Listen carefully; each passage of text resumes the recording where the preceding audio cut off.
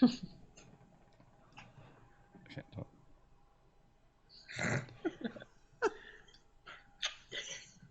What? He's like watching this. It's like a photo album of my life. Of our life.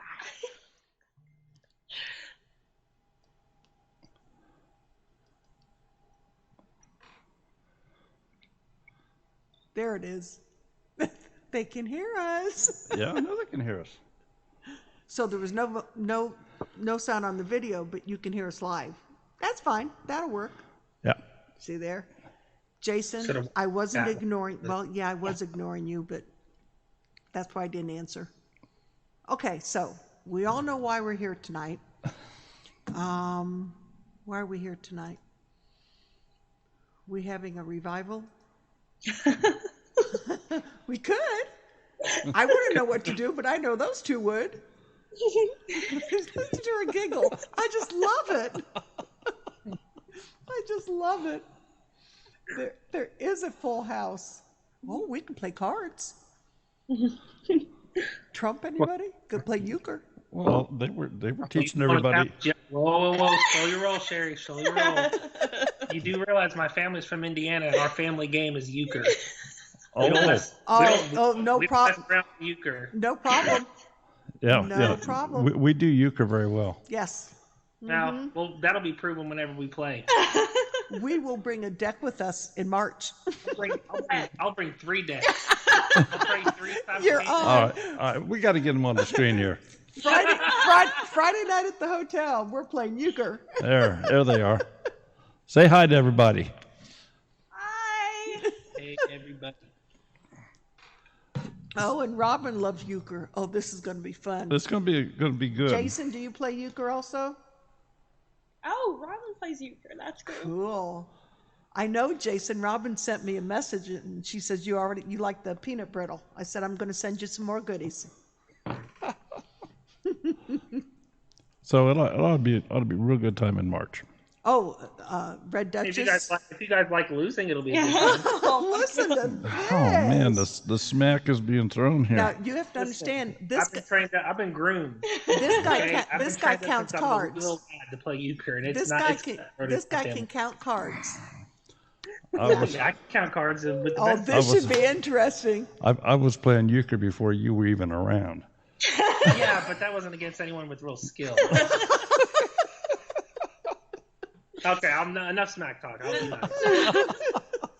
That's all right. You better get it out now, because you won't. I'm Clemson. You're Alabama. Yeah, Bandana. I have never been Daryl. I think I've been Daryl's partner once. Usually we play with like Stead Homer and his wife, and it's Vicky and me that are partners. Yeah, that's usually how it goes, because I won't play with them. If we play together, we usually get into a fight. And that's what Bandana says. She usually ends up throwing the deck at her husband. When we had my whole family here for like 10 days right after, my mom passed, that's essentially what we did. Oh, yeah, I bet. Thank you, Jason. We'll take that as a compliment. Yeah, Big Bear says, Daryl, you were doing a lot before anybody was around. Oh, goodness. Not even going there. Oh, my. What was it like farming before tractors? It was real work. I believe you. Oh, Robin threw cards at his mom. Oh, this is going to be fun. Hey there, Linda Riley from Northern Ohio. We're up here in North Central, and it's cold. We'll ship snow to anybody who wants it. I know it's not going to melt unless it hits Mississippi. Yeah. Oh, Georgia. So, well, first question I have is, have you been carrying that camera back around every day? I have. I actually just posted a few more photos, and I missed a few days whenever I was sick, but I've been posting photos regularly and taking a lot of them, and it's one of those things that, like, when you make yourself do something and it becomes habit, it's just, you enjoy it so much more. Like, I'm thinking about it more, and I'm looking at things and being like, oh, take that picture, and I'm really enjoying it. Well, I was not aware until I was going through your videos again this time that you actually had a photography business before. Yes. You didn't know this? I didn't. So that means you don't watch or listen to? Well, their no, videos? that's not the case. It just Busted, means huh? Busted them, didn't they? just means that I missed that one apparently. Oh, yeah, nice save, honey. I don't see why you guys don't play Euchre together. I But get it. but tell me a little bit more about And your this from my adopted son that I just found out. about your former photography business, and is that something you're going to go back to a little bit? I don't know. I definitely still love it.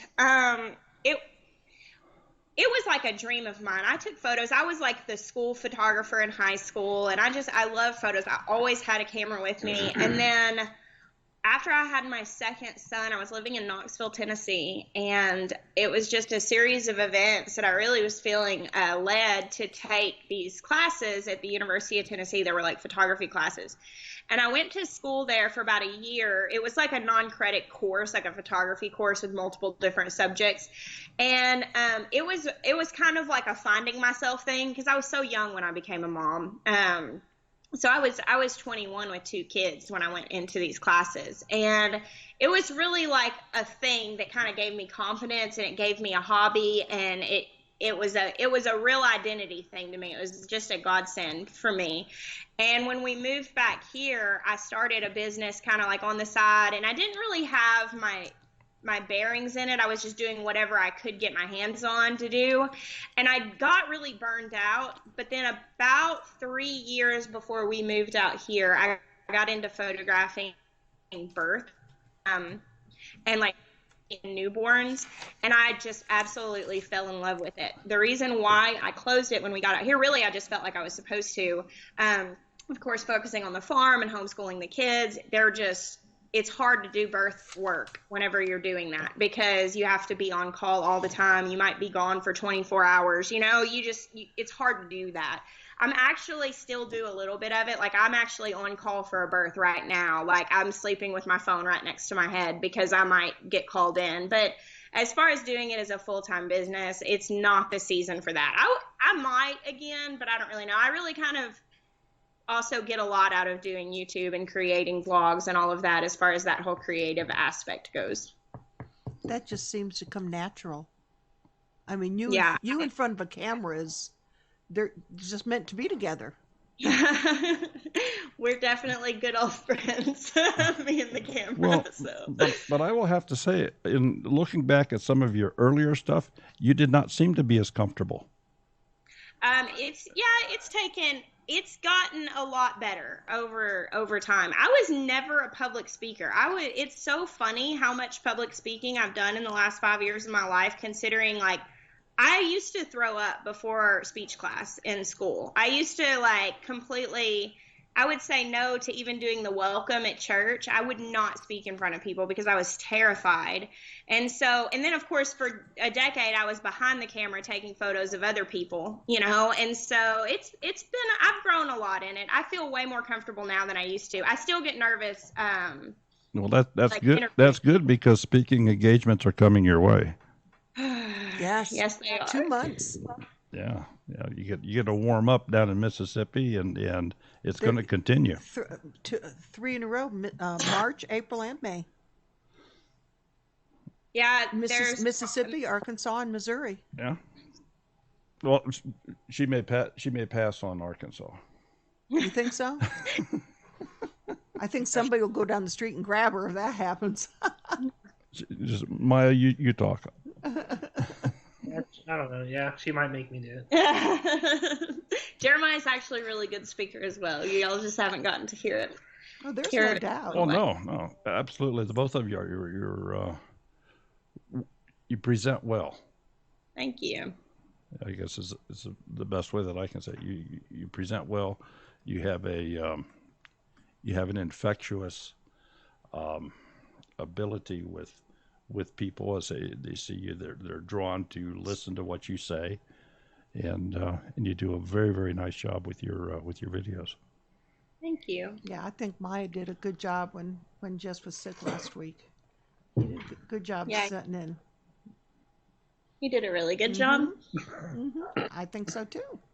I think he's going to start doing a little more vlogging to let people see his perspective of things. Because honestly, I am all in the garden, and I milk the goats when they're in milk, and I handle the baby animals when we have baby animals as far as like taking care of stuff that they need. But for the most part, as far as feeding everything and all of that, and like moving stuff around, that's all Jeremiah. And so a lot of people don't see it whenever it's my vlogs because I don't do that. And so to me, to go do it just to be able to make a video of it would be pretty inauthentic. So I just show what I actually do. So I think it's good for him to share. Well, into working the horses a lot. Riding. Can we talk just a moment about your videos? Do you script what you're going to do, or do you just kind of wing it, or how do you perceive doing a week's worth of videos? So basically, if I'm sharing about something that is a lot of information, like a how-to, or like let's use, for instance, one of my more popular videos is like my tomato video, and it's a lot of information. I will do an outline.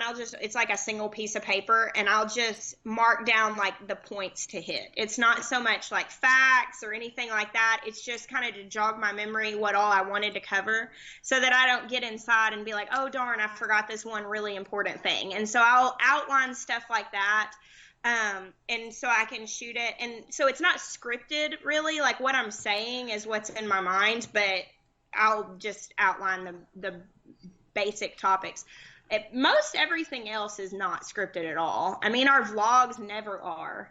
We sometimes get ahead and then we just take a day off and get behind. Yeah. And so a lot of times if a vlog comes up, that's because I didn't make a plan. And so I just had to shoot something that day, and I'll have general ideas of like, oh, I want to do this. Like I have a video outlined right now that's been outlined for 2 weeks about seed starting and all of that, but I just haven't gotten to it yet. But maybe tomorrow. For me though, like a week I try to post almost every day if I can. And I just try to share everything that's going on here. There's just so much going on. And plus, we don't have as much support. Yeah, right now with losing Maya's mom and his sister moving, it's changed the dynamic of stuff. So that's why I haven't been able to post quite as much as I used to. But it's still going pretty well as far as getting stuff out. Someone being able to watch all 5 boys and keep them fed and, not killing each other. Corralled. Carla Walden is asking, are you going to do more canning videos this year? I'm sorry, are we going to do what? Canning videos? Are you going to do more canning videos this year? Yes, I will. I still need to do a video about pressure canning, just like a basic going over that. But I will definitely do more canning videos this year. I'll have a lot to can again. We got lots of wet jars now. Yeah. Do you like those? The wet jars? Absolutely. Yeah, I like them. Yeah, I like them a lot. I like that all of the parts are reusable and the glass lids. The functionality of it, like the fact that, if we're trying to live a sustained life, being able to reuse the rubber rings, which you absolutely can do, especially if you sterilize them, like you don't have to worry about. Yeah, some websites tell you to cut them when you open them, but that's not what. I'm not doing that's that. Not what most people do. So I really like them. I like them. They're pretty. Plus, too. they're pretty. Yeah. They are. They are very pretty. So, and you pressure can with them the same as you would the ball jars? I've only water canned them, but I have seen on blogs and stuff where people have pressure canned with them. But I'm still fairly new to pressure canning. The only things I've really pressure canned that much is meat, and then like stuff with meat in it, and then green beans. And so I haven't done just a ton of it. I just got my pressure canner last year, so I'm still a little nervous on that. Kind of where we're at, honestly, is we're going through a lot of the stuff faster than it justifies.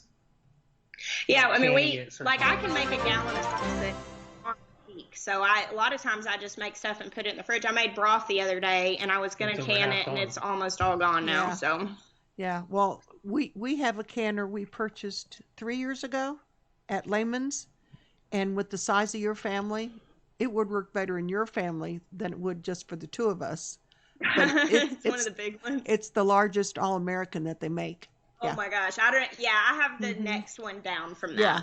Well, the first one I got was an All-American. I found it off of Craigslist. $40. It was like brand new. Oh my gosh. Yeah, that's awesome. Yeah. Oh, yeah, that's a really good deal.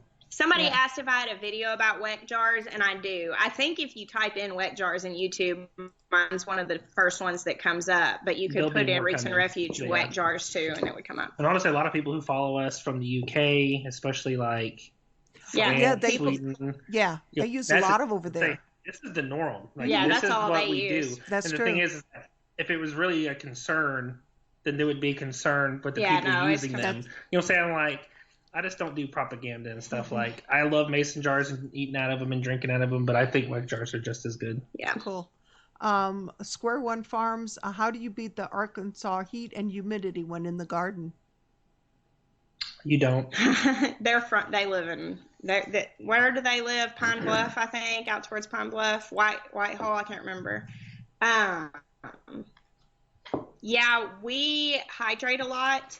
And in the absolute, like, he's getting a phone call, and it's from my sister next door. So our horses might be out. They keep breaking the fence down. So we drink a lot of water, and we don't work in the afternoon. Mm-hmm. Like in the summer, I'm out there by 6:30, and I'm done by 10:30, or else I'm done. Period. It just doesn't get done if it's 100 degrees. Yeah, Deep South Homestead is the same way. They're out there bright and early, and they get it all done. Elk and Anchor Homestead, can you ask them the best piece of advice for someone just starting out on their YouTube journey? Well, first and foremost, Elk and Anchor Homestead just posted their first video, which I watched, and they did a really good job. They're a sweet family, and I think that you guys are really going to have success. I think the thing when you're starting out on YouTube is be honest and be diligent. If you will be honest about who you are and what you're sharing, people are drawn to that. Like, just be authentic. Whoever it is that you are, don't apologize for it. Just be it, because that's the only thing you can be, honestly, is you. Be yourself. Don't try to be anybody else. They're already doing that. Just be you. And I, as somebody who, I came out of the gate with, pretty outspoken about our faith, pretty outspoken. I mean, like, I don't have like really strong opinions on things as far as like anything that I'm wanting to argue, but I'm also just never going to be apologetic for who I am. And I think that has been honestly a great benefit of our channel, because people are drawn to authentic. I think that you can leverage your YouTube channel in your life to make you a better person, or you can allow it to cloak your flaws, and you can put on an act and become miserable. Like, one of the things that we agreed to on the beginning is that if we're in an argument, or if we're not okay and we're not connected, we're never going to turn on a camera and pretend like we are. And so for us, it's like, okay, well, are we going to work today or not? Because we need to work out whatever disconnect we're having and get connected so that we can be honest on this camera. Whereas before, we might have just not talked that day. We might not have worked it out. So, it can push you to be better, or it can bring out the very worst of you. It's just the choice that you make. And then diligence, of course. Stick with it. It's hard at first. And then, the struggles change. At first, it's hard because you're not getting a lot of feedback. You're working your butt off. You're working just as hard as anybody else, but you're not getting a lot of feedback, and it's discouraging. Well, then you start getting a lot of feedback, and then the trolls come out, and people tell you that you're ugly, or your voice is annoying, or whatever. And you, like, I can't tell you. I remember our first, like, really cruel troll, and I, like, cried because I'm so sensitive to stuff.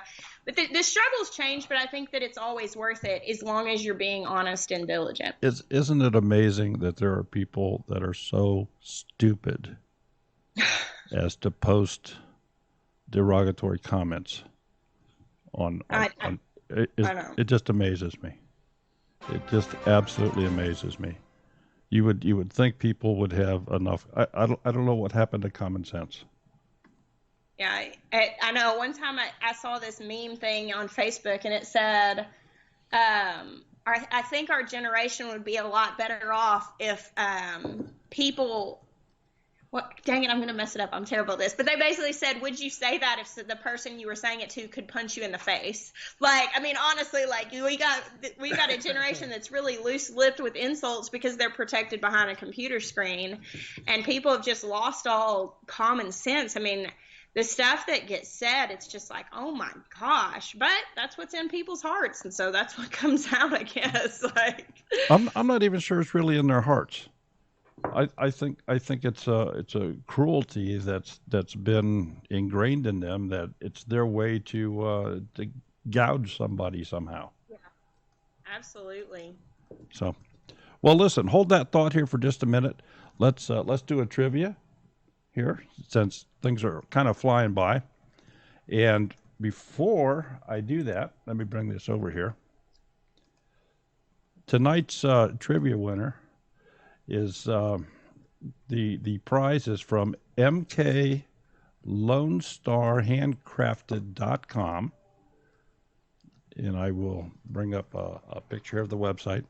They are donating a soy candle, and they have a store on their website. This is the website that they have here. Matter of fact, I'll just bring the website on over. And can you say any more about them, Sherry? No. See, I caught her off. You caught her me off off guard. I'm posting where they're doing their speaking here in the near future, so I wasn't sorry. Okay. I wasn't paying attention. But they have a number of products. They offer free shipping off their website. I know that they make soap, they make candles, lot of nice products. So, folks, if you get an opportunity to purchase something from them, tell them that you heard about them here on Two Family Homestead, and we appreciate them donating the prize for the trivia question. So let's get right into the trivia here.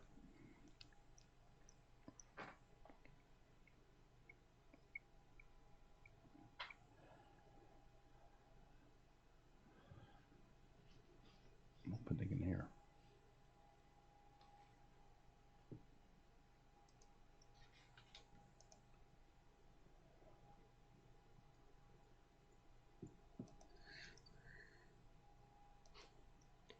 No sound.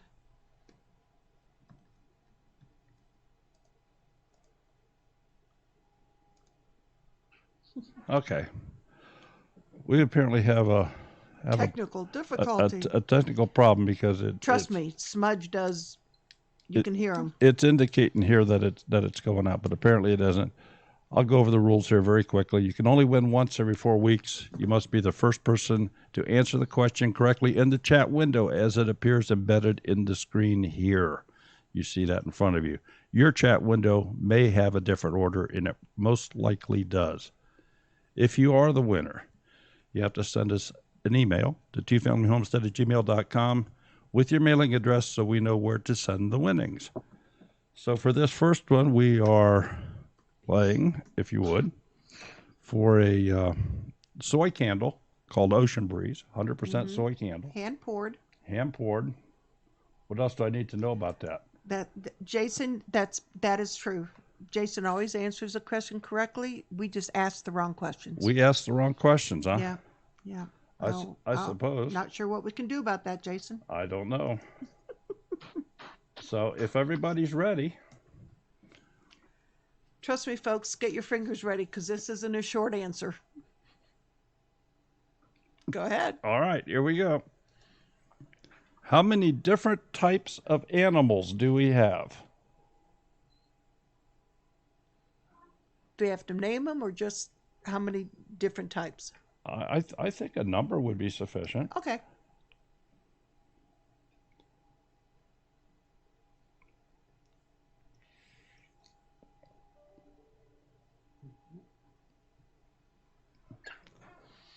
Eight, 5, 3, 12, 20, 12, 19, 7. 37. Up. Homestead in the Highlands. Homestead in the Highlands. You guys are going to have to ship that all the way to the UK. But hold on. You're going to have to go back because we don't ship across. Sorry, it's continental United States only. So you're going to have to scroll back, Daryl. Well, I can do that here. But I can't do it on the screen. I know. Because my screen's not going to show what that one, what the main one does.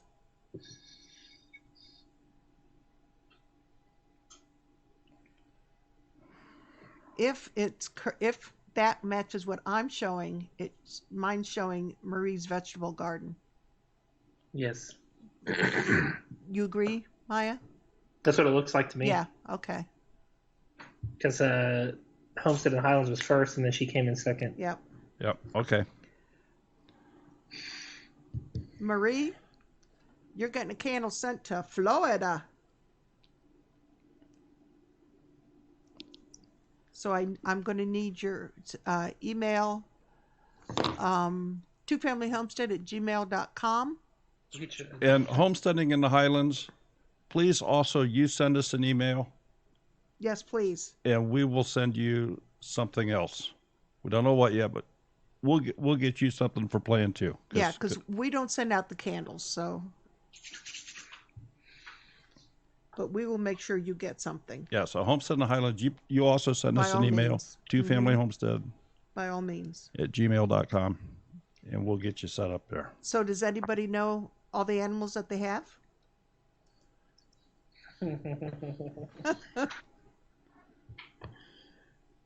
Answer is 9. 9 different types of animals. Okay. Okay, are we good here? Yes, we're good here. All right, let's You want to go over the answers? Yeah. We have Go ahead. We have horses, goats, cats, dogs, quail, ducks, turkeys, chickens, and hogs. The animals that we have. I felt like you should have included 4-year-olds. We actually have 0 right now. Well, he's about to be 4. Mississippi Gulf Coast Gardeners asking, is there a particular thing you did besides just being an amazing person to get your channel subs jump-started, or was it just because you were so awesome? Actually, it's kind of funny how it worked out. We started our channel 2 years ago and made just a handful of videos and put them up. And literally, we were like, yeah, we don't really want to do this right now. We don't have the time for this. And we just left it alone. And we originally started under it was called the Homesteads of Billy Goat Mountain. And we were... Forgot the one guinea. We forgot the one guinea. So technically, we do have 10 types of animals. Dang, we don't even know the answer to our Oh my gosh. I forgot about that stupid guinea. That doesn't even count. Yeah, right, we I'll go have shoot like a the wild. guinea and I will do this for you. But we left those videos up, and we didn't do anything. I don't think I even logged into our account for over a year. And so when we came back last spring, we already had like 1,500 subs, and we were like, and had enough watch time just on that handful of videos that had just been sitting there and accumulating views, that we were like able to be monetized. I didn't actually monetize at that point because I didn't know anything about it. But so it kind of grew without us. And that's why I always tell people just Ben wants another cookie. But yeah, I always tell people just get started. Like if you really feel like it's something that you're supposed to do, get started and just get the content out there. Don't be a perfectionist about it, because you're robbing yourself of the progress that you're really going to want to have later. Even if you just get started, you know, and even if you can't put up stuff regularly, just get out what you can, because it's going to move you towards your goal. There was a question up here. How far apart should I plant several varieties, say of tomatoes or beans, heirloom type, if I want to save seeds for next year? What was the first part of that question? How far apart do I plant several varieties, say tomatoes or beans, if I want to save them for next year? the agreed upon space for tomatoes is way farther apart than most home gardeners are going to have. I can't remember exactly what it is. It's something like 50 yards or something that like I was never going to be able to do, so I didn't even commit the number to memory. I use blossom bags for tomatoes, which is just like these mesh party bags, like what you get treats in at weddings, and they have a drawstring. And I'll put those is before the flowers even open. But when you've got the little branch with the flowers on it, I'll put one of those bags over it and tighten the drawstring. And since tomatoes self-pollinate, basically if there are more than one blossoms in those bags, they'll touch each other and you can just shake it. And then once it sets its fruit, I'll take that blossom bag off and mark that branch with like a ribbon or something. And I know that those fruits, the seeds in them are pure because there's no opportunity for insects or wind to bring another plant's pollen to them. Beans don't typically cross. From everything that I have been told from people who have been seed saving for a long time and a much, that are much more committed to it than I am, they've told me that beans don't typically cross. So I have never worried about that, and I've saved beans for a few years now, and I've never had anything come up crossed. Jessica, did you have any mentors on learning all your garden stuff, or is this something you've picked up in school, or is this self-study, or how did you become so adept at? My mom gardened my whole childhood. We didn't grow a ton of food. We grew some, like we always had tomato plants and, peppers and a handful of the easier stuff on the back porch. And she had little gardens, but she grew flowers and she would do landscaping for people. She would go in and do their flower beds, businesses. And I was with her all the time. So I was always around it. It was just a very normal thing to me. My granddaddy was a gardener and grew a lot of food. But I don't know how much I learned about all of the details. That's just been that curiosity and really self-teaching. I really started learning a lot about gardening when I got so involved in the Instagram community, because I did Instagram before I ever had a YouTube, and just meeting friends on there and talking to them and asking questions. I've learned just a lot. And then now, since YouTube really became a big thing in our lives, I learn a lot from different people on YouTube. Mm-hmm. Well, I've got to ask, do you know Old Alabama Gardener? I have watched some of his videos, but I don't know him personally. Like we have not talked, but I have ended up on his videos multiple times whenever I'm researching a topic. He's in here. Is he in here? Yep, Charles is in here. Charles? Oh, hi. I'm glad to see you. Like you, Jess, he is a wealth of information. I have ended up on Old Alabama Gardener like many times when I'm searching something, and I always know that what he shares is going to be good. And also, I mean, like, he's in the South, and so that's helpful because a lot of times you can get garden information and it can apply to your region, but some people don't know what it's like gardening in really humid places. So, well, I'll tell you what we're going to do here. We're going to open up the phone line for folks to call in. And as Maya chuckles. Okay, and I want you to know, folks, I can only take one phone call at a time, and it's not a rollover type line. So if somebody is on the phone talking, I obviously cannot answer, and I would have to refuse your call that's coming in. So we'll take them as they come. I have an idea. Charles just might call in. He might have some gardening questions. He might try to just check her out, make sure she knows her stuff here. Peace in Paradise. Yeah, I enjoy watching Charles. We've met him several times. Just an awesome human being. Absolutely. Just awesome. So, folks, the phone line is on the screen. It's your nickel. Dan Gentry, the phone number is 419-528-8494. And I made sure that Daryl put it in bold letters this time. Hey, Peaceful Inspirations. This is Daryl. Who's calling, please? Hey, Daryl. It's Morgan. Morgan. Hey, Morgan. How's it going? Real good. Is that Goldshaw? Goldshaw Farm. Yeah. Okay. Hey, what's going on, guys? Yeah, in fact, we just set him up this morning. Well, I think to be on we finalized. again. To be on again in April. Yes. Yeah. Yep. So Morgan, go right ahead. I think they can hear you okay. Okay, I don't think I can hear them. Are you guys there? Yeah, we can hear you just fine. Oh, there you go. There you go. All right. So I just wanted to say, Jeremiah, I saw your video and it was awesome.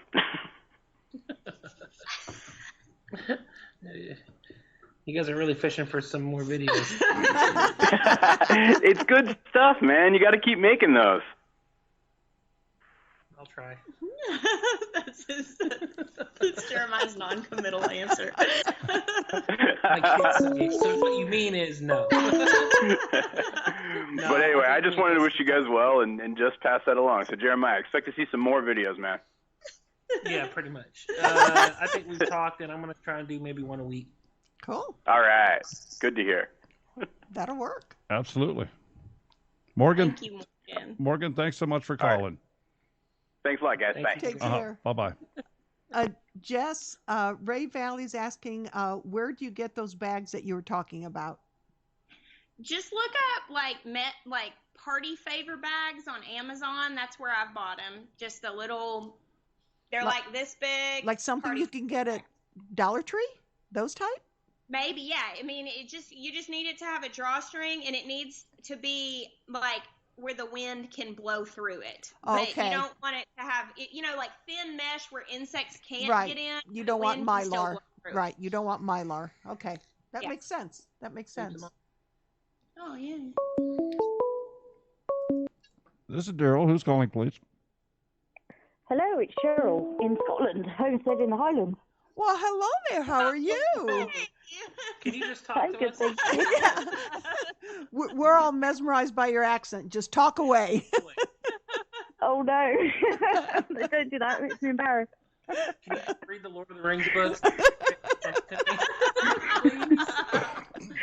I just wanted to say hello and thank Jess for it. If it wasn't for her, I never would have got my dairy goat. And so, or any goats. It's all very exciting. Tell us so we can blame Jess. It's so nice to hear your voice. How are your goats? Oh, absolutely wonderful. Tomorrow I'm actually having my Nubian Cross Alpine. She's going to be scanned to find out if she's pregnant, but looking at the size of her, I think it's pretty obvious she is. That's awesome. That is really exciting. Yeah, we need to get those kind of accents. That'll really help our channel. Thank you. Let us know when that happens, Maya. Okay, well, I'll let everybody else get back to you. Now, don't forget lovely speaking to you. Make sure you email us with your address, okay? I already have, actually. Okay, good. All right, great. I'm on it. Thank you. Thank you for calling. Lovely. Nice to meet you. Oh, thank you so much for calling. That was awesome. Thanks for calling. Bye-bye now. Okay, bye. Okay. And I know we had a few others trying to call, and the phone is open at this point in time. Here we go. This is Daryl. Who's calling, please? Hey, this is Allison calling with a question. Okay, Allison. I'm sure they can hear you. You go right ahead. I can't grow carrots, and I've tried for years. I don't know what I'm doing wrong. Where do you live? On Long Island. Okay, so New it's York. not a heat issue. Carrots don't like the heat, so you definitely don't want to grow them whenever it's hot. They like really loose and kind of sandy soil. And the main thing with carrots and the issue that people have, and I myself have struggled with this, especially I can't let my kids help me much when it comes to sowing carrots because you have to sow them so near the surface that if they are too deep, it won't work. They're not going to come up. And so really just putting them right along the surface and just barely moving soil over them is the only way that I've found to get germination to work, how it's supposed to. I've ruined a lot of carrot seeds putting them in, not deep at all, but too deep for them. Yeah, our kids I sow actually carrots like chose WWE wrestlers. They pile drive different them ones to for the this year. Finish him.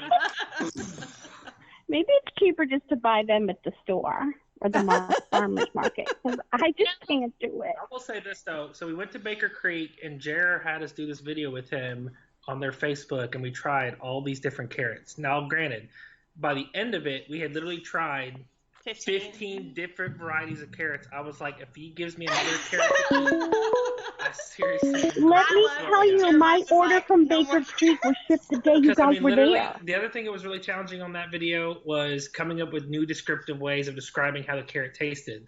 Because you already used up everything else. It was like, oh, this is very carroty, and this is, very this. And it's like, man, what other descriptive words can we use? But I will say this, though. Those carrots had more flavor. Even each color had so much different flavor in it that I will figure out how to do carrots well because those carrots were worth it. Yeah. I think that I ordered the ox hearts thinking that maybe there'd be bigger seeds because they're a fatter carrot, but that wasn't the case. I think it has. He was saying it had a lot to do also with the type of soil. Some carrots, if they're going to go long, then you need softer soil that they can break through. Thicker carrots break through hard. Yeah, most of them are going to need loose soil, and but yeah, the sowing is probably the most important thing, and they take a long time to germinate. And the other thing is that once you get them sown, surface sown, they take so long to germinate, and you have to keep them moist. Like they can't, if they dry out in the meantime, they won't germinate well. So you've got to keep the ground moist while they're coming up. And so it is hard to do because, if you get one hard rain before they've sprouted, they could really get displaced or buried too deep. So it's hard. What I'll usually do is I'll make sure it's not going to rain in the next few days whenever I'm planting carrots, so that I can control how much water is going on them.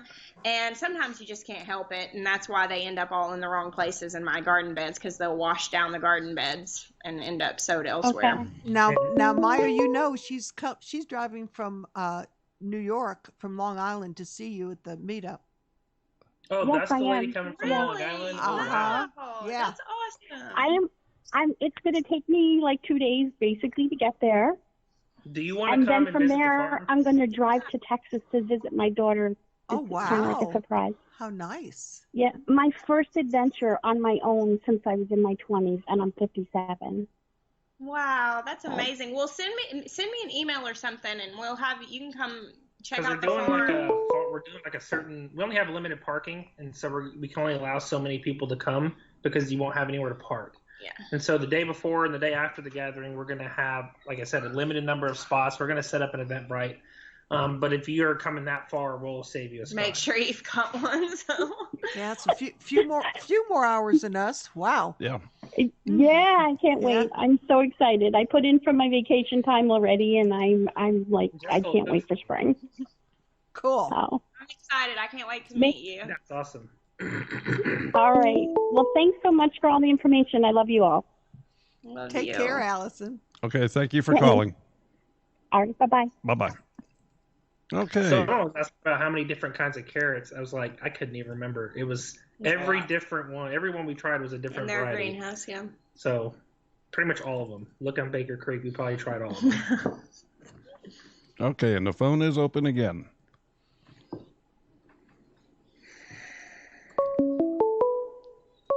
Hello, this is Daryl. Who's calling, please? Hello. Hello? Hello. Vincent. Okay, you're going to have your YouTube turned down. Can you hear me okay? Yeah, I can. It's Sammy. Okay. That's Little Creek. Hello. You've helped my dad a lot, and I really like your channel. No, it's not. Thank you so much. What's your name? Yeah, you've helped my dad, and he's made so much. He just loves you guys. Well, I appreciate you calling in. You said your name's Sammy? No, it's actually Isabella, but Oh, how pretty. That's a beautiful name. Thank you for calling. It is our joy to be able to help people. We love hearing that. It's so encouraging because this is like a huge blessing to us to get to do this and to help other people. So we love being told that because it's just kind of like encouraging us to keep doing it. I love when the kids call in. I love it. Yeah. Thank you for calling in, Isabella. Yes, thank you for calling. Did you have any did you have a question Thank for you them? for answering. Did you have a question for them? No. What? We just wanted to say that. What is your channel name again, honey? What? What is your channel name? Oh, we don't have one. Okay. Okay. We just love you guys. Okay. Well, thank you for watching, and we certainly appreciate that. Thank you. That's awesome. We don't have one. We just love you guys. I love that. The best. Okay. Thank you so much. You have a wonderful evening, okay? Mhm. All right. Bye-bye now. Bye-bye. Bye-bye. Well, you have fans of all ages. I love that. Absolutely. That's a huge blessing. Absolutely. So the phone line is open again. This is Daryl. Who's calling, please? Yeah, this is Paul from Kentucky. Paul from Kentucky? Yes. All right, Paul. I'm sure they can hear you. You go right ahead, sir. Yeah, hey guys. Hey, Paul. Watch videos all time, big fan. Yeah, I watch videos all time, big fan. Jessica, I heard you sing on one of the videos, and I've been waiting for you to do a video with you singing, and maybe you and Daniel. I'm a big fan of Daniel's too. You introduced me to him on your channel. And I heard you sing one time, and your voice is beautiful. And I wouldn't try to put you on the spot, but I really think that video with you guys singing on would be something that people really, really want to see. Thank you, Paul. Oh, look, the pressure's on you. Now everyone's not talking about Maya doing vlogs. It's talking about Jessica singing. I like this. I concur. I think she should. Yeah, I think Daniel is going to be here. He's actually going to come to the meetup in April, and he's going to be doing some music then. And Ben and Andrea and Jeremiah and Daniel are all already telling me that I should sing a song during that. So I will make a commitment to you that when Daniel is here, I will get him to do some videos with me of singing songs. That'd be cool. I like that. Carrie's just like, yes. She's being mama over there. Yes, you will. I've heard Daniel sing some of the songs that you guys wrote together, and I can tell that you're also a good writer. I write songs myself and sing, and was in the music ministry for a lot of years. I'm homebound now, but I still love to hear good gospel music, and but anyway, I know people's going to want to talk to you, so I'll go ahead and let you go. But I'm looking forward to hearing you. And Jeremiah, by the way, I've been watching your videos too, and you are doing a great job. You know, you should do more of them. Yeah, I enjoy it. I wait for my phone to make that noise so I can check the email to find out when you guys are on. So anyway, thanks a lot, guys. Y'all have a great evening. Thank you, guys. Thank you. Okay, Jessica wanted to know, are you the person that sent her a song? Yes. Yeah. Yes, I did. She was doing a devotional one day, well. and I was watching it, and she was talking about the Lord and talking about God, like who He is and what He is, and things like that. And right before she said it, I said, well, He is love. And then she said it like a minute later, and I thought, you know what, I've got a song that God gave me called He is love, and I said, I've got to send that to her because it's kind of weird that we both said that right about the same time. So I sent the song, and I don't know if she's got it. Well, I guess yes, she sir. did. You're definitely gifted as well. I appreciate you sharing that with me. I know that means a lot, especially whenever it's entirely from your heart. So I really appreciate that. Yeah, that song, that's not me singing that. That's a band I was with in 92 called King's Highway. And that was a friend of mine he was the keyboard player. He's singing. I wrote the song, but he's singing the You lead. wrote it, right? That's what I was thinking. And, that you had written. the song's been recorded several different times, but nothing big. But it's a real good worship song in church. I mean, it just we got into it.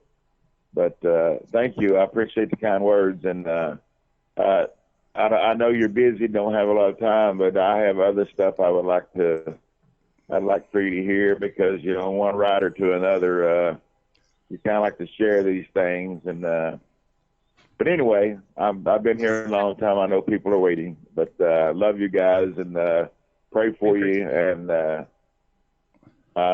great seeing you. Great to talk to you finally. So Yes, anyway, I'll get off you, here. Paul. You guys have a Thank great you. evening. Okay, Paul. Thank you for calling.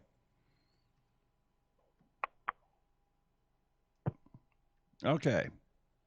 So the phone line is open again. Yeah, another YouTube couple that used to do songs quite often, and they haven't done it, well, I think because he's on a strange schedule, is Hope's Homestead. She's another one that her and her husband, they both have great voices, and he plays the guitar. So This is Daryl. Who's calling, please? I love it when couples do that. Hey, it's Angie from Pinebrook Homestead. Okay, Angie, I'm sorry, I didn't catch the channel. Oh, Pinebrook Homestead? Pinebrook Homestead. Hi, Angie. Yes, sir. Okay. Actually have two questions. Aiden, my 10-year-old son, would like me to ask you if you know anything about how to grow mango trees. I don't know anything about that. They don't grow here. So I have no idea. Jared Baker Creek grows them. Is he growing mango trees? Well, he's growing papayas and. Yeah, he's got a lot of stuff. I mean, he could throw a mango in there. But, yeah. Well, because the thing is we had 2 mango seeds germinate from mangoes that we had gotten from the store, and he was so super thrilled. And then one night it got really, really low, and I thought I had them protected, but unfortunately they weren't. So they kind of keeled over and died. I felt bad. But I was just wondering if you had any tips or anything. But since, it's obviously not, then that's okay. But his other question is, several months ago you had done a video where you had put lettuce seeds, I guess, inside of like a little teeny micro greenhouse. Do you remember? You had just you cut the top of the bag open of soil, and then you just sprinkled some lettuce or greens or anything on the top, and then you put the Tupperware on top of it? Yes. Okay. So he wants to know if it worked. Yes. Yeah, it worked. We get messages all the time. Yeah, I've already harvested some out of mine. I've gotten a lot of pictures from people that have done that. Just today, someone posted a picture in our Facebook group. It's the Friends of Roots and Refuge group, where people are just sharing about just different things, gardening and life and all of that, where she showed that she had taken those inverted tubs and put them over her existing beds. She didn't do the bags, but the existing beds. And it was covered in snow, but it helped those survive the snow. Like she showed everything that was living underneath those tubs. I must have missed that. That's incredible. I'm part of this group as well. I'm gonna have to go back and look. They were calling it Jessware, which cracked me up, but they were sharing pictures. I think that I've had a couple people message me and say that because I started mine in October and it was still pretty warm here, and so they germinated quick. And with lettuce, I think once they're germinated, they can handle it going down a little cooler, but you've got to have some sort of heat to germinate. And so if somebody tried to start it in the dead of the winter, you might have to get it to start in the house and then get it somewhat established and move it out. But and some people in real northern climates would probably do better with a light. But it's worked for me here, and I've had several other people show me where it's worked. So do you think we could start it with a grow light, and then once it starts to germinate, go ahead and put the lid on top of it and move it outside? Absolutely, yeah. For sure. I would let it get. I mean, where are you again? East Texas. We're close to the Louisiana border. Oh yeah, you'd be fine. Get it started and put it outside. It'll be fine. Because I mean, those inverted tubs are probably going to give you about 15 degrees or so added to of heat. And the main thing is they're going to keep the cold wind and the cold rain and any snow or ice off of your plants. And so really it's doing the greenhouse effect, but it's not going to keep it super warm. But if you're in Texas, you should be fine to do that. Yeah, because the lowest it's gotten so far, I think it's never gotten below 34. So you'd be fine. I think if I do that, that'll be fine. Like this week, it's probably going to be a little iffy because we got a cold spell, but maybe next week we might go ahead and give it a shot and see what happens.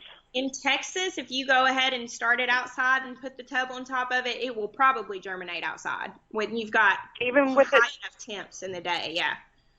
Oh, okay. Yeah, well, I don't think you would have to start it inside. We'll do two experiments, and one outside and one inside, and see which one does better. Yeah, that would be an interesting. Let me know if you do that. Post it in the group because I would be really curious to see. Well, Aiden is excited, and he's so thrilled that he gets to see you guys, and of course everybody from Two Family. He's like, Mom, are you gonna come in? Are you gonna call? Go call. You need to call. I'm like, okay. So thanks for talking with me, you guys. I really appreciate it. I'm glad you got in. Absolutely. Yeah, hey, next time. You want to say bye, Aiden, really quick? Okay, yeah. Aiden would like to say bye. Hold on. Bye. Bye, Aiden. Bye. All right. Okay, you say bye too. Bye. Bye. Bye-bye. That's all I'm bye. I love it. You had a question out here. They want to know if you use grow lights.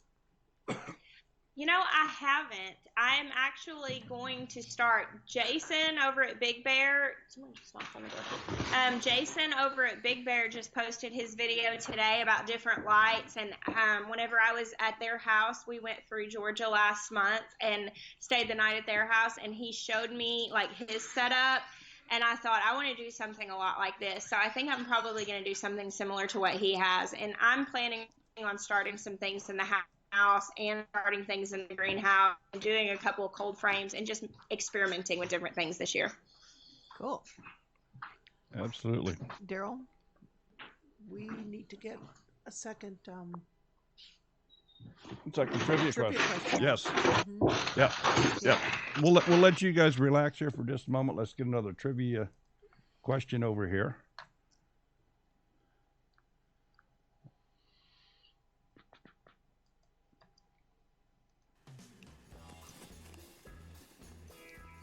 Well, hi, folks.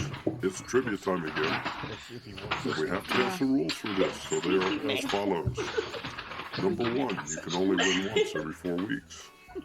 Number 2, you must be the first person to answer the question correctly in the chat window as it appears embedded on the screen here.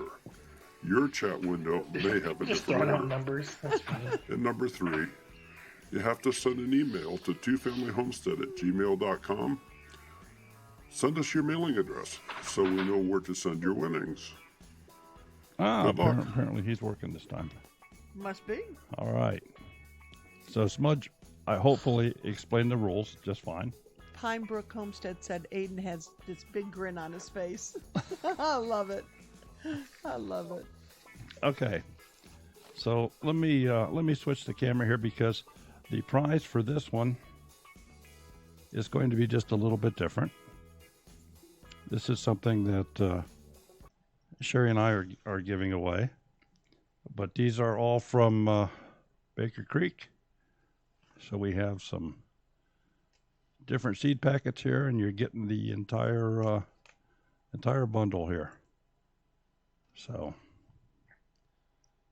these are all 2019 seeds. So all from Baker Creek. One more. And all of these seeds will also be at the Deep South Homestead meetup or gathering in March. And there will also be some brought to the meetup in Arkansas. And they're free. Okay. So I don't suppose I have to go over the rules again. I think everybody's ready. But is everybody ready to get the second question here? You ready? Mm-hmm. All right. What is Jessica's middle name?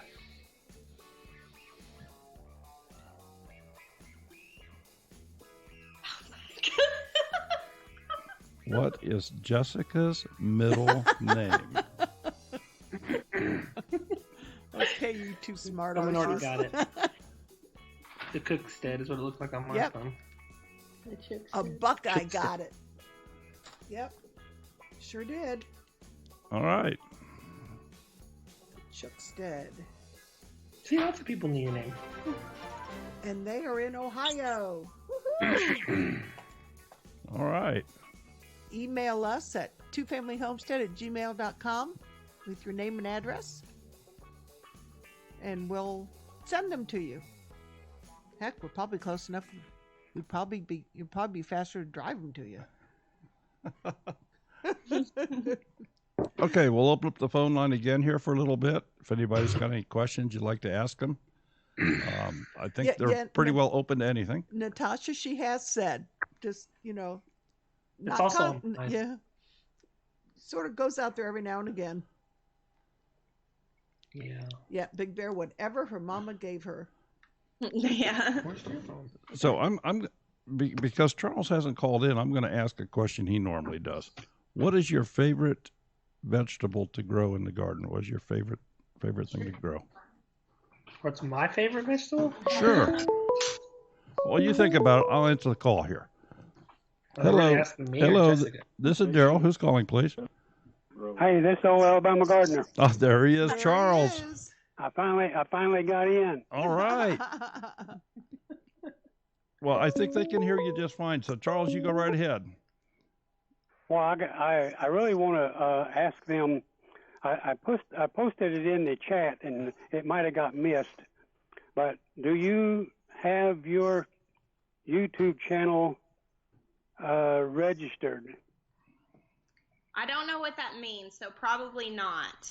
No, I can tell you do not, because I already went now, and I'm not going to do this, okay, but I'm telling you so that you can protect yourself. I can go right now and pay you about $3 a month, and I can have your YouTube channel name, and you won't even know it, and all your traffic will come to me. I never heard of that. Well, that's why I'm telling you. Wow. Why? Well, because that's the rules of the internet. Yeah, we'll look into it. Where do you go to And register? you're saying, well, why don't we know this? And the answer is hardly anybody does. Where For do you go?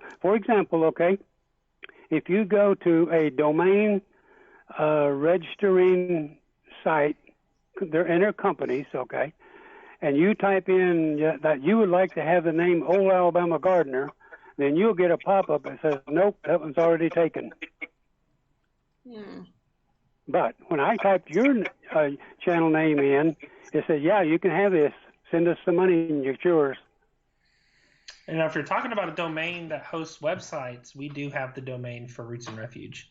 Because I bought it once we stared growing. Yeah. Okay, you good. send us an Just want to email make sure, with, like, because a link or the where one to I go went on to that, happened to be please? GoDaddy, and it said no, the name was available. Okay, we'll definitely look into that because we don't want that to happen. Yeah, No, because we have no, that's right, you don't. Yeah, we have two now, family do you homestead. have? Is it your YouTube channel that you have registered, or your web page that you have registered? Because I they're think different. we have the web domain registered, but I really Okay. don't know. I mean, All right, so you don't have your YouTube channel domain registered, so it's still available to anybody out there that wants it. okay, we'll definitely look into that. Thank you. Well, just thought I'd let you know, and I didn't know either until I got into a little challenge with it, and I come out ahead. But and that's what it's all about. There's always these. It's just like you can't go take on the name of say a television company like CNN or ABC or CBS because they own those domain names. Right. Well, yeah, we'll definitely look into it. Yeah. Okay. Never Good deal. knew that. So you guys, about what zone do you live in? What gardening zone are you in? 7B. Hey, just like me, 7B. Yeah. Yeah, because I'm on the north end of Alabama, so it's obviously different if you go all the way to the south where the Gulf Coast I knew is. you were on the north side, but where, are you northwest? North Central. Our friend I'm Daniel about 1 lives mile from the Tennessee line. Yeah, okay. So Daniel's real close to you there. He lives in the Shoals area. Yeah, that's kind of west of me. Yeah. Well, they're talking next week that we're going to go down to 16 one night, so it's going to get cold. Yeah, definitely. We've got a night that's forecasted at 19, so we'll be right there with you. Yeah, but it won't last long at this time of year, and spring, as they say, is just around the corner. Yes, sir. I'm ready for it. Yeah, me too. Okay, nice to chat with you, and Thank you so much. be looking for you on the internet. Okay, bye-bye. Thanks for calling, Charles. Yeah. Bye-bye. Okay, and the phone line is open again. You asked what my favorite vegetable to grow was, and I would say probably tomatoes is my favorite thing to grow. I just like all the different types. I love to eat them. I think it's fun to play around with crossing them. So that's probably my favorite. This is Daryl. Who's calling, please? Yes, hi, Daryl. This is Rebecca from Tennessee. Hi, Rebecca from Tennessee. How are you this evening? I'm good. I just discovered both of y'all's channels this weekend, and I'm super excited. Oh, glad you're here. Yes. I've been watching all the tomato videos, and now I'm curious if you have any advice on peppers, specifically any hot peppers, because we've miserably failed for the last 3 years. God, that's all I had last year. Animals ate everything else, but I had peppers out the wazoo. I couldn't get my peppers to grow. They're usually very gangly, and I can't get them above 3 or 4 inches tall and no fruit. I have heard that if peppers get cold at any point of growing, and I don't know what the cutoff is, but I think somebody told me that if they dip below like 40 degrees Fahrenheit, that they won't ever bear fruit properly. Now, I don't know if that's like true or what the science is behind that, but I know that the first couple of years I grew peppers, it was like one of those effortless things that I didn't even ever research how to grow them well because they just grew well. Like they were just prolific and I was covered up in them. This year we had a really overcast spring, or this last growing season, we had a really overcast spring and my greenhouse was not heated and it stayed really cool. And my peppers were so stunted and most of them never did well. The only ones that did well were the ones that I germinated in the house and later moved out to the greenhouse when it was warmer. And so I think, I don't know as far as other stuff goes. I've never pruned them. I stake them up. That's about it. I don't top them. I've never done any of that stuff. But I think the main thing and especially with hot peppers, is that they have to stay warm. Now, any type of pepper would need to stay warm to grow, but I've heard that hot peppers, their flavor needs the heat outside as well in order for them to really develop their flavor. I know that's not a lot of information, but that might be what your issue is if you're starting from seeds, if they ever, get too cold. Yeah, we do see. Middle Tennessee is not too cold of a growing season. No. So. I would definitely make sure. I think what I'm going to do this year to make sure my peppers get a good start, because last year I still had so much canned from the year before that it was fine that I had a bad year, but I'm out of everything now. And so I really need my peppers to do well this year. I'm going to be purchasing them. So I'm actually going to be putting my peppers starts on heat mats and stuff and babying them to make sure they stay warm enough to be sturdy plants. Okay, I guess I'll try the same and follow right along. Well, thank you. I really I've been binge watching your videos in the last 3 days. I'm halfway through your channel, I think. I really appreciate it. I'm glad you're feeling better, and thank you so much for the advice on the peppers. Thank you. Thank you for calling. Bye. Bye-bye. Jess, Kelly Gray is asking, what is your favorite camera to film videos with? Yeah, I would like for you to expand that just a little bit. If you could just kind of run down your list of equipment that you use for your YouTube videos.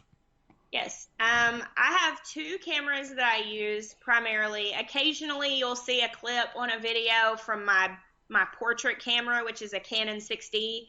All the photos that I share, I do on that camera, but I don't video on it very much. And then occasionally, you'll also see a cell phone clip, because if I'm out and that's the only camera I have, I'd rather use that than miss the footage. Mostly, I use a G7X, a Canon G7X. Which I keep on a Joby GorillaPod, just like your basic vlog setup that a lot of people use. And then I also have a Canon 80D with a 24mm prime lens. And I've been intending to do a video about this forever. Maybe I'll finally get it out now that we're talking about it. But when I got my 80D, which everybody raves about as the best vlog setup, I had a big problem because my arms aren't super long. I'm not tall. I'm 5'5", and I have just normal, woman-sized arms. And I was at the HOA conference, and I was watching all of these guys like Jake from White House on the Hill, and Luke from M.I. Gardner, and Justin Rhodes carrying around the same setup. And their arms are probably 8 inches longer than mine. So anyway, I ended up getting this prime lens that was the shortest lens I could find without it being super wide angle. And I love Oh my goodness. Hello. This is Daryl. Can you hold just a Hey, moment, Daryl. please? Can you hold just a moment, please? Yes, sir. All right. So that's my setup, the 80D with the 24mm prime lens. It's also called a pancake lens. The benefit of it is it's really sharp. It's really it's a fast lens, which means the aperture is really wide, so you can shoot in low light. And it's cheap. I think it was like $140 or something like that. So it was definitely a budget option. So that's what I used. Now that was for the lens, right? 140. Yeah, the lens. And the camera, the 80D camera body is, I think that those run around $1,000 or something like that for the DSLR body. And of course you can switch the lenses out. Right. And on that I have just like a Rode VidMic Go, the cheaper one, the $100 one. Mm-hmm. And that setup is really nice. Now for like daily vlogs, just like kicking around like the vlog Jeremiah did the other day, that was on our G7X. That's the one that we usually grab vlogging, don't you think? Yeah, like that's what I mind the 80D doesn't bother me. It's just heavy and it's I do cumbersome. like it that it's got a better microphone, especially because we get a lot of wind. Yeah. So it's one of those two setups is what I'm always using. I would really like to give the new Canon M50 a try, but I have no real reason to try to buy a new camera right now other than it would be fun, so I'll wait. Not a good enough reason.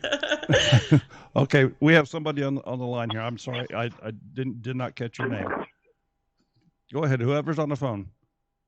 My name is Tina, and I'm from High Point, North Carolina. Hey, Jess. Hey, Maya. Hi, Tina. Well, I just posted on the page that I got my Roots and Refuge style raised bed up this weekend with the compost in, holding Yay! at 70 degrees inside my high tunnel. Oh, wow. Now my question is, I went to go look at a coop today because I've never had chickens, but I'm going to get me some chickens. And I'm buying the coop tomorrow, and I'm also going to buy some of her laying hens. Awesome. And how do I transition them from what they're eating now to something like New Country Organics? How would you suggest I do that? I I have never had an issue switching up my chicken's feed and it bothering them. They're not like goats who are ruminants. I mean, chickens can eat just about anything and not be upset by it. Not just can, but will. Yeah, and they will. And so I don't think you should have any issue at all switching them over. I mean, I've never had, and we've switched ours a handful of times. You know, like sometimes we go to the feed store and they don't have the food we normally buy, so we have to go somewhere and get something different, and it's an abrupt switch, and it's never been an issue for us at all. Yeah, I mean, we'll boil a chicken for chicken and dumplings and throw the scrap. I mean, we throw all our kitchen scraps out to the them. bone carcass back out there, and they pick it clean. Yeah, they'll eat just about anything, and so they're like little dinosaurs. Yeah, they are. And how much do you suggest I feed them a day? What'd you say? How much do you suggest I feed them a day? I've never had a chicken before, and I never had a bird in my life. Okay, so actually, Justin Rhodes has a really good video talking about chicken food. If you look that up, he's got a few, but what he teaches, and I think it's a really good baseline, is that each bird needs 1/3 pound of feed a day. And then he breaks that down and does like 1/3 of, okay, so each bird needs 1/3 pound, and then he breaks that down further and gives them, 1/3 of that 1/3 pound is meat, and then it's forage, and then it's grains, whole grains. Now for us, we pretty much figure out 1/3 pound per bird of food, and sometimes when we have a lot of kitchen scraps, we'll back off of that and we won't give them as much grain, because you can't overfeed them for sure and cause them to be fat, and it can cause them to have like issues with laying. So you definitely don't want to overfeed them. All right, well, thanks guys, have a great night. Also, someone brought up a good point that you should know, that anytime you move chickens from their comfortable coop to a new place, they're going to stop laying. That's instinct. So, give them a little bit of time before you expect eggs. Yeah, they might take a little while. Sometimes it takes a few weeks even from moving them, because it just jars them, and, they don't feel safe, and so they're not going to lay. So that's a good point. Well, that's good to know, because this is my very first time. Congratulations. You're going to love it so much. Also, awesome. I'd like to say congratulations on the goats and the ducks and the turkeys and the horses and the cows. It's all coming. Everything that comes. Open Pandora's box. And do you have a link to that alpaca GoFundMe page yet? You got to start a YouTube channel. That's how you get to pay for itself. Bye, guys. Bye. Thank you. Thank you so much for calling. And I also wanted to thank Carla Walden for your generous super chat. We appreciate that very much. So the phone line is open again, folks. Hey, Jess, I know this is off topic, but how is your basement remodel coming along? We made a lot of progress before everyone got here, before Leah came and visited. But then once they got here, I took some time off. Like, I was tired. Mm-hmm. It was literally for like 5 months straight. It's just been one project to the next. And there really has never been much. I mean, honestly, me and Jessica haven't had a chance to go on a date in like 4 months or something. It's something wild. Well, like day dates, but like romantic. I'm talking like an actual date. It's been we got to go for her birthday, kind of, but it was a lot. Okay, this is Daryl. Who's calling, please? Hi, this is Alexa from Texas. Hi, Alexa. Hello. I'm sure they can hear you. Go ahead. Hi, Alexa. Okay. Hey. First off, thanks for your great channel. This is Artisan Bard. Oh, hey. Hey. So I have a question. You have a greenhouse and you're building a window greenhouse. What are your plans for the window greenhouse? It's going to be much the same. I think that we are going to start more seeds in it. So we'll do lots of plant starts because I sell those. And so that's just doubling the amount of space. that I have. Last year, I packed my greenhouse out completely with plants. And so doubling that space is going to benefit how much I get to start. I think the window greenhouse, because Jeremiah is actually just building it from scratch, we're going to be able to keep it a little more insulated and closed down. And so I think it's going to be easier to heat than this other one. This other one was a kit from Harbor Freight. It's been repaired like umpteen times, and it's still like he's going to have to go out there this week and try to insulate it further and close up any cracks. And it's hard to heat it. I feel like I'm mostly just like heating the yard in that one, but I think the window greenhouse will be able to be heated. So I'll probably try over winter this coming year to grow some stuff out there, since I'll be able to probably heat it a little easier. Well, save your milk plastic jugs, fill them with water, and put black dye in them and line them around the base of your greenhouse, and that'll help absorb the heat. Oh, that's a great idea. That's awesome. So my next question is, did you plant anything today? No, I didn't. I made a YouTube video. Wrangled my kids. Well, I had to go to town because we moved a bunch of stuff today. Yeah, when Jeremiah is not home, I don't get a lot of time in the greenhouse. So, no, but tomorrow that is actually my plan. I'll probably be making videos of starting seeds tomorrow. Hopefully. Well, good job getting the goat out by yourself. Thank you so much. I'm glad you're feeling better, and Maya, keep up the good work on your building. It's fun to watch, and thank y'all for all you're doing. Thank you so much.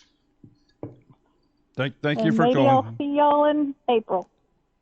Yes, I hope so. That'd be fun. Yeah, we hope so. Thank you All so right, much. thanks. Thank you so much for calling. You have a wonderful evening. Jess, So anyways, Bye. Bye-bye. Next, somebody else. The basement is on hold right now because I got to get the window greenhouse done. So I think we're, as far as it, like the Malia's room and the music room. I'll show y'all. I'll We'll do a put quick something in the vlog, video. but they're probably about 90% done. I need to do some, like the floors. We didn't get the floors done. Plus having to change up some of the budget for the electrical and HVAC, kind of change things. So we're moving things around as life goes. Right now, I think the window greenhouse is going to be a higher priority because it's time to get that stuff started. And then once I get that done and a couple other things outside, I'll go back to working in the basement. Jess, there was a comment here that, and I forget who made it, and forgive me, about they must have made a suggestion to you about your photography, about putting some of your pictures together, making a book of your portraits and everything. I think that would be a fantastic idea, and I think it would sell. That's awesome. Thank you so much. I've talked about doing a calendar, and I might get that done maybe this year. But a book would be really neat. I mean, it would be awesome for me to have, for sure. Yeah, I think it would be great. Yeah. This is Daryl. Who's calling, please? Hi, Daryl. It's Margie Guy. Hi, Margie. Hey, hang in with the guys. How are you? Margie. Oh, her last name's Guy. Yeah. Oh, okay. I was We always met her wondering. at HOA. Hi, Jess. Hi, Jeremiah. How you guys doing? Doing We're well. doing How good. are you, Miss Margie? I'm doing great. I'm so happy to talk to y'all guys. But listen, I got a question that was that I just thought about after the last caller about starting seeds. We're in the same zone, 7B, here in Southern Maryland that you are. But does that mean that, and I'm so anxious, I just got a bunch of seeds in today. Can I plant them about the same time as you do, even though we're in the same zone? But it seems like we have different climates.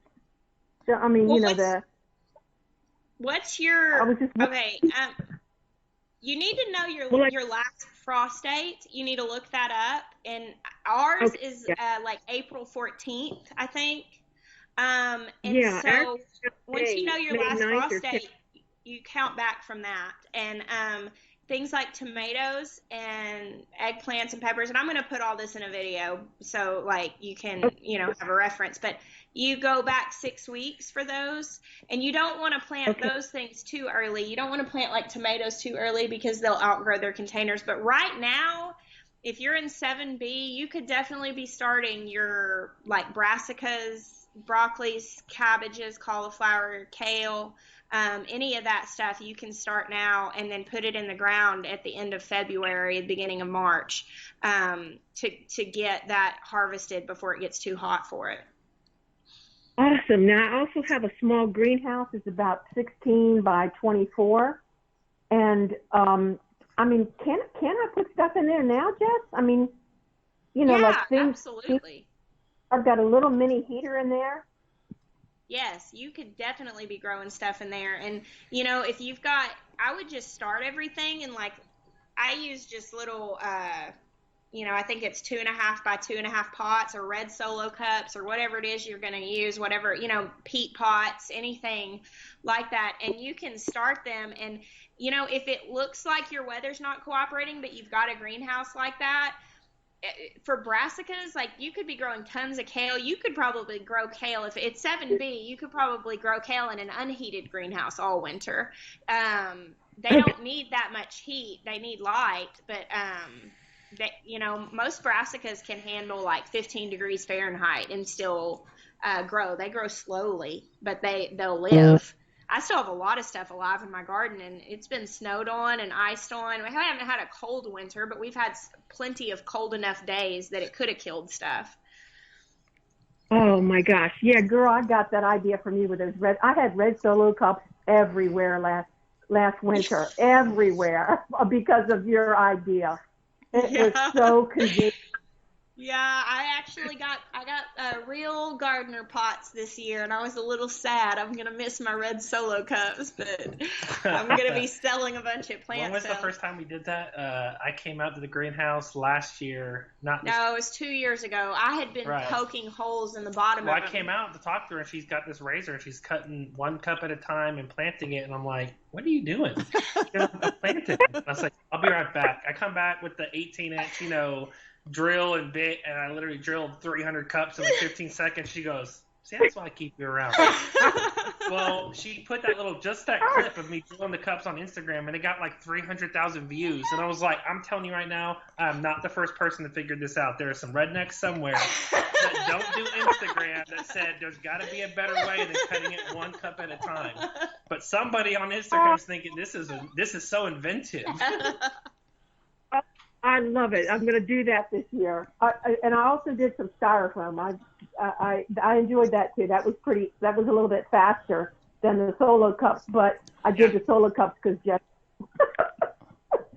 But I can't wait to see you guys. April, we're coming down. I'm so looking forward to meeting Angie and Ben.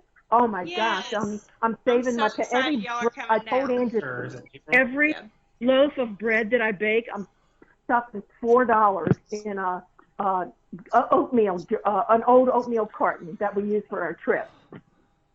So every loaf of sourdough bread, I'm saving from going to get it at the store. I'm popping it right in there for our trip. So I can't wait to meet you guys, and really enjoyed the conversation tonight and learned a lot. Thank you, Margie. You're welcome. I'll see you, sweetie. I'm so glad you're feeling better. Thank you. All right, hon. Bye-bye now. Thank you for calling. Yeah, they are a wealth of information. Okay, and I saw a question fly by that I think needs to be asked, or at least talked about a little bit. The question came up about what do the homesteaders do for insurance, for health insurance.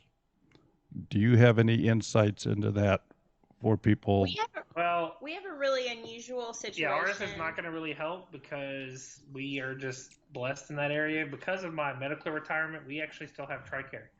And so my kids and us all still see the base doctor at the Air Force Base. Jeremiah is medically retired out of the Marine Corps.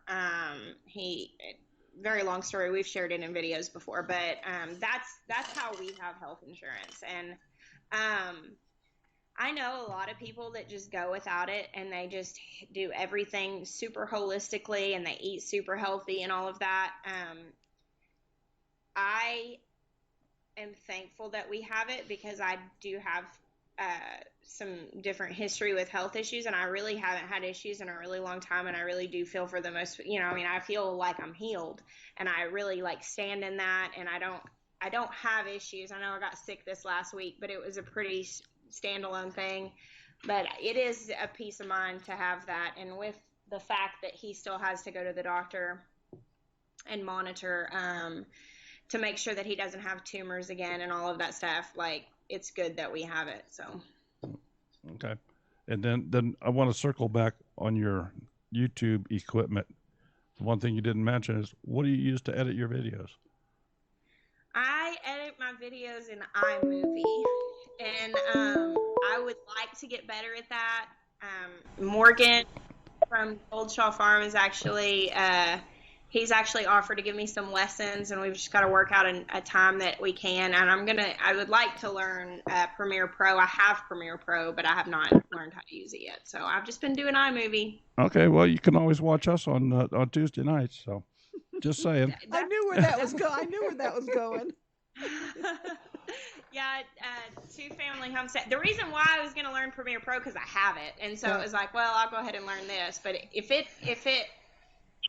I don't know. We'll see how it goes. Someone had a suggestion yesterday at our live about a different program. He said if you're already using iMovie, I might have to go back and look at the chat. But Ben and Andrew use Filmora, like what they use. Mm-hmm. So yeah.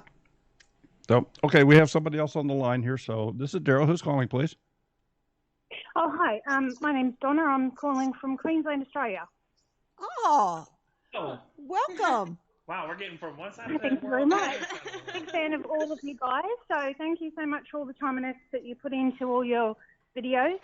I've got a question for Jess.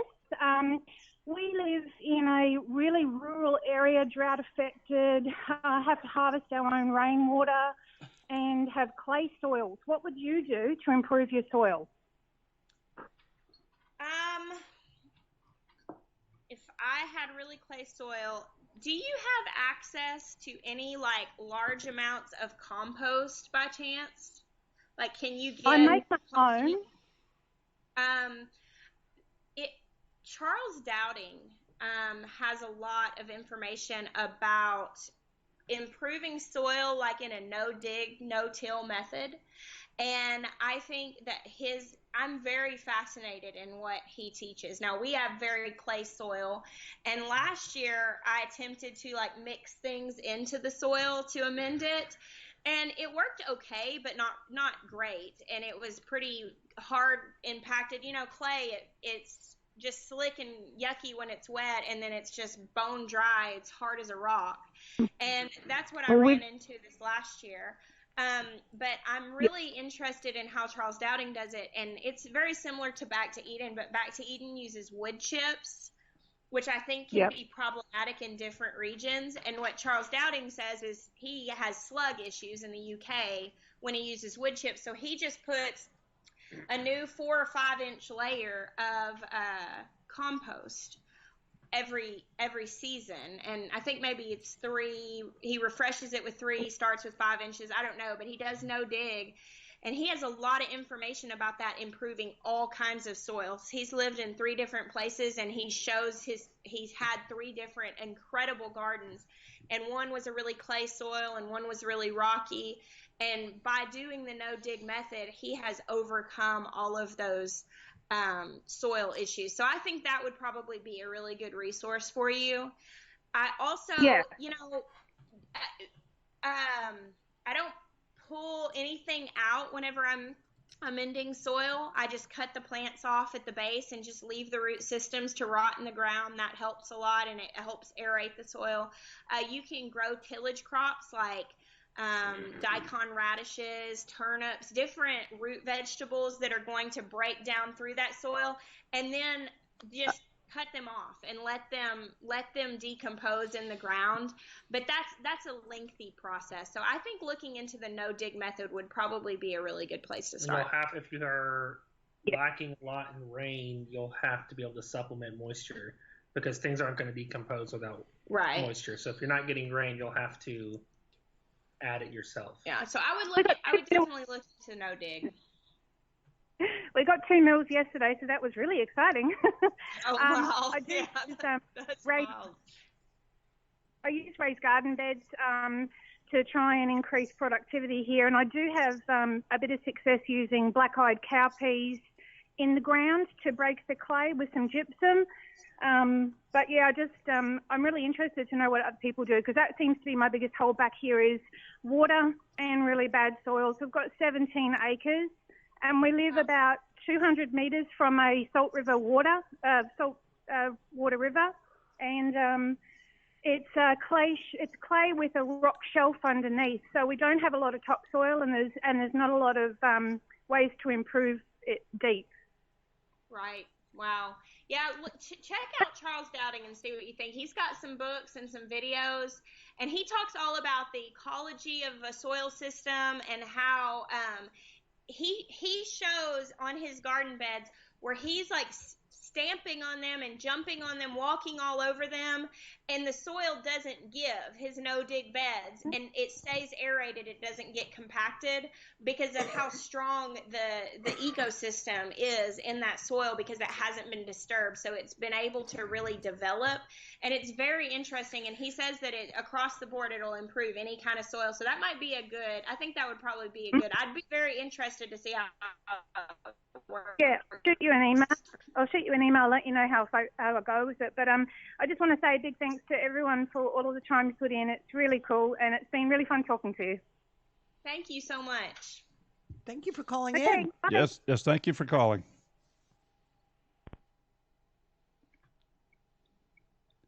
Okay, well, while we have a little break here, I need to ask you folks, I know that we're about an hour and a half in. It's up to you how long you'd like to stay, because I know more people will call, so it's entirely up to you folks.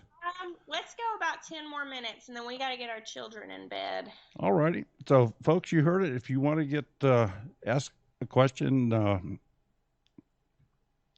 I guess it's not exactly face-to-face, but if you'd like to call in and ask a question. Close as you're going to get on YouTube. Yep. I guess we have a caller. This is Daryl. Who's calling, please? Hi, Daryl. This is Katie. Katie? From Arizona. Yeah. Okay. Hi, Katie. Hi. Can you hear me? Yes. Hi. Jess and Jeremiah, I don't have a question. I just want to say how much I love your channel, and I sincerely appreciate your honesty and your integrity and your willingness to be real. And keep up the good work. Jeremiah, if you could do some more building, construction, garden-related stuff, that would be amazing. So I hope you film your making your greenhouse. And blessings be, and just love you guys. And thanks for the Two-Family Homestead for putting you guys on. Well, it's been our pleasure. Yep. Oh, same. Anyway, just have a good evening and enjoy. Thank you. And we love the kids too. Thank you for calling. Me too. Bye-bye. Bye-bye. Jess, 13 Moons is asking if you will be doing more food preservation and storage videos. Yes, I will do more of that. There were a lot of things that I never did make a video of this year. Like, I don't think I showed anything in my dehydrator this year. So I'll definitely do more of that this year. Well, I have a question. Why do you have all the spare tires in your garden? They're just planted. We get that question. Listen, we created the Facebook group just so we wouldn't have to answer this question anymore. That was the full purpose behind the Facebook group, so that question could be answered. They just had flowers planted in them. But I made the mistake of planting. I was trying to get something that could handle getting hot, and I painted the tires white so that they wouldn't just fry anything in there. Because, I mean, it can get to be 115 degrees here in the summer, and heat index higher. And 100 to 105 is that's completely a normal day. And so I painted them white to try to keep them from just scorching anything I put in there. And I was imagining beautiful plants spilling over the edge, but they just didn't do very well. Well, some of them did. We didn't plant them. We planted them too late. It was too late and all that. If we planted them early and remembered to water them, because not a lot of rain gets in there. Yeah. I think the flowers would do fine. Honestly, I felt like they did pretty good being neglected tire flowers. That's what it was. They had neglected tire flowers. Just have to plant cactus in those. Just have to put cactus in them. Yeah, that would probably be a good thing to put in them. Or something crazy like that. Like. Okay. Well, I'm going to go ahead and take the number down. If people... Desert Angel Homestead is asking, how would you improve sand and rock soil like we have here in Golden Valley, Arizona? I do not know anything about growing in sand at all. The only experience I have with that is Becky from Becky's Homestead telling me that she built raised beds because in Florida there was sand that she couldn't do anything. So I really don't know much about sandy soil. I really don't know. This is Daryl. Who's calling, please? Hi, Daryl. It's Steven. Hi, Steven. Go ahead. They can hear you. Hi. Yeah, I was calling to say it's been an amazing night listening to you guys and enjoying your videos. And I look forward to more.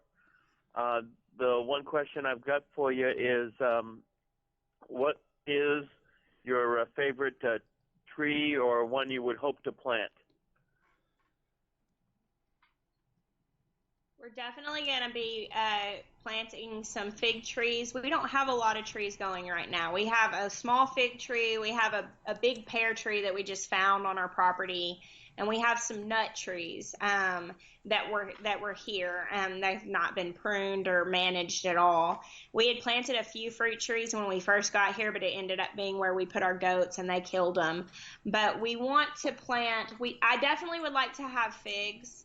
Not a whole lot of the varieties grow in our region, but some do. We just planted a trifoliate orange tree, which is like a musky citrus that will grow in our region, 7B, so it doesn't have to be tropical, and I'm really excited about that. I just got a couple of those. And other than that, I would really like to grow just apples and pears, but I don't know what varieties. I'm going to have to figure out what grows best here. But that is probably what we will use the most because I do a lot of preserving with those things. And do you get much foraging down in that area for nuts and like that? Yeah, there's good foraging here. And we live out here in a really rural area, and like we know the guy that owns the land that's all around us. Our neighbors have a lot of property and they allow us to come and forage, but we have a lot of wild blackberries, we have elderberries, persimmons, lots of stuff that grows wild. There are lots of nuts, lots of herbs. In the springtime, there will be echinacea growing like all down the roadsides, and it's rural enough out here that you don't have to worry so much about like off gas from cars. So there's a lot of good foraging out here. Oh, that sounds great. I look forward to catching up on more of your videos, and it's been an amazing night. Thanks for coming and joining us. Thank you so much. Thank you, Stephen. All right, you guys have a great night, and thank you very much. I do want to ask all of the people who are here and viewing from our channel that came over here to watch us to please subscribe to Two Family Homestead and support them. They do this every week and bring in different people, all different channel sizes, and it's such an honoring thing that they do for the homesteading community. And so please, if you have not subscribed, do that and support this channel. Whenever you subscribe to a YouTube channel, whenever you comment on their videos, whenever you hit the thumbs up, that tells the YouTube algorithm that what that person is doing is valuable. And because they're doing a lot of work. And so when you say, hey, your work is valuable to YouTube, it's like going to a person's boss and saying, hey, this person's valuable, and it adds more value on that person. And so really, if a lot of times I'm guilty of like watching stuff and then it comes up in the algorithm, so it keeps coming up to me, and so I don't even realize I'm not subscribed. Thank you, Jess. Check to make sure you are. Thank you. It was funny because Yeah, they're an amazing channel and a lot of fun every Monday night Tuesday night, and now Thursday night. Yeah, 4 hours on Thursday. That was crazy. Jess, last night on your live stream, Morgan from Goldshaw Farms, when you were talking about the live stream tonight, he says, "Yeah, we're like the TV talk show of the Homestead community." Yes. Yeah, pretty much. All right. Have a great night, everybody. Thanks, Stephen. Good night, Stephen. Okay. Well, folks, thank you all for being here this evening. I hope you enjoy yourselves, learn something. I just want to say thank you, Jess and Maya, so much for coming back. It's been, second time in 6 months. It's been wonderful. Loved it. We will be seeing you in March. We'll see you in April. We'll see you again in May. They're gonna be sick of us after that. No, I'm so excited. For those that you think we'll be on a first name basis by then? You think so? I think we already are. For those that don't have anything to do tomorrow night, 8 p.m. Eastern Standard Time, Daryl does a Tuesday Tech, but tomorrow is also Daryl's birthday.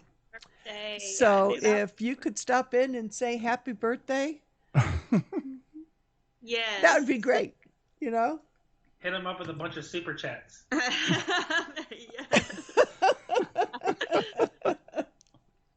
Fuchsia Studios, thank you for stopping in. Doug and Stacy, I saw you. Hope you're not snowed in there. And it was nice talking to you this afternoon. I appreciate you having me call. And yep, he's 21 again. 21 again. Mm-hmm. Yeah, absolutely. That's what I tell Kaylee and Celia, our granddaughters, and they don't understand how that can be because their daddy is 32. And I say that's not my problem. All right. So, everyone, thank you so much for being here. Have a wonderful week. Grow something.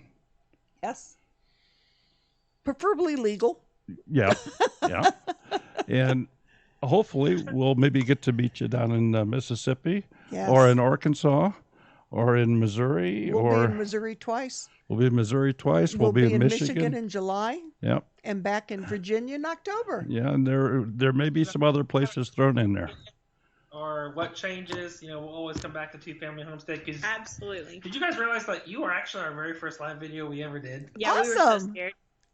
I know you were. We didn't know what the heck we were doing. Yeah. Y'all made us brave enough. Live, we were like, I think we can handle this. I think we can do it. Well, yeah. And Kaylee from Farm on Quail Hollow is Please just change your name. Is going to be our guest in April. Great Queen. Yep. Whispering Willows and stuff. Mainly it's a mom and people remember. She's our guest in April, and she's already saying, when do I have to have a video to put out? I'm really nervous. I said, you have till April. It's fine. I'll email you the week before. Yes. Well, thanks so much for being here. Yeah, folks. Becky, we're in Ohio. We can't grow anything outside. It's just snow covered. And we can't plant anything till at least Mother's Day. Mother Nature has been very cruel in the past when we've tried. Okay. Yeah. Everybody have a wonderful week. Take care. And we will see you. We will see you next week. Bye-bye. Bye.